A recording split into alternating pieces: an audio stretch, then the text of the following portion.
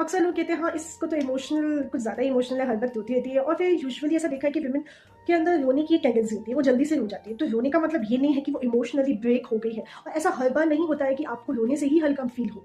Instead what you can do, अगर आपको एक इमोशनल ब्रेकआउट फील हो रहा है, यू आर फीलिंग लाइक अब ये मेरे से सहन नहीं हो रहा, तो what you can do is you can make a habit of writing a page and uncensored page, यानी उस पेज पे आप अपना दिल खोल कर लिखिए। और अगर आपको लगता है कि कोई आपके उस पेज को पढ़ लेगा, तो उसे लिखने के बाद जला दीजिए। और उस जलाने के टाइम पर ये सोचिए कि ये सारी जो चीज़ें हैं ना, मैं एक्चुअल में जला रही हूँ। तो मेंटली ये काम किया, फिजिकली भी ये काम किया, उसका बहुत ज़्यादा इम्पैक्ट पड़ता है हमारी मेंटल हेल्थ के ऊपर। क्योंकि ऐसा कभी कभी होता है कि कुछ ना कुछ ऐसी ओवरवेलमिंग चीज़ें हो जाती है जो हमें इमोशनल कर देती है, हमें झकझोर देती है और हमको प्रॉब्लम फेस करनी पड़ती है। हम खुद को डील नहीं कर पाते, और जब हम खुद को डील नहीं कर पा रहे होते हैं तो कुछ लोग होते हैं जो ऑब्जर्व कर रहे होते हैं और उनको लगता है कि ये इसकी वीकनेस है, मगर ये वीकनेस कतई नहीं है।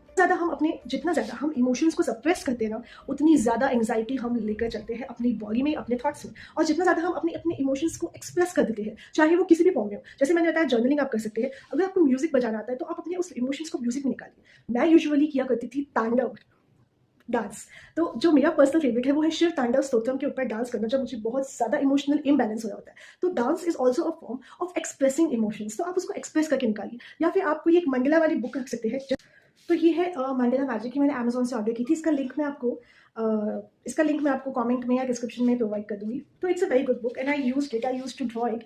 जब भी ऐसा लगता है ना कि मैं कैसे क्रिएटिवली एक्सप्रेस करूँ अपने आप को, तो इसमें प्री बिल्ट है और यू कैन कलर देम। तो हम जितना ज़्यादा अपने इमोशंस को एक्सप्रेस करके निकालते हैं ना, उतनी ही ज़्यादा हम कम बीमार पड़ते हैं मेंटली एंड फिजिकली। और ये जो सप्रेस्ड इमोशंस होते हैं, जो मैंने ऑब्जर्व किया है, वो ये है कि पीरियड्स के टाइम पर ये बहुत ज़्यादा बाहर निकलते हैं।